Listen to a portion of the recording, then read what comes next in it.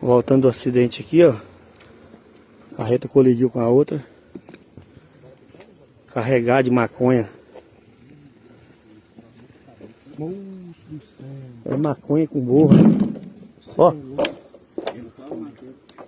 Ele falou que é 2.000 quilos. Nossa senhora. Eu desci da ambulância, eu falei.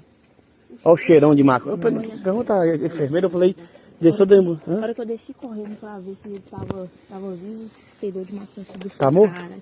Tá morto, eu tenho certeza, porque ele não responde e as ferragens...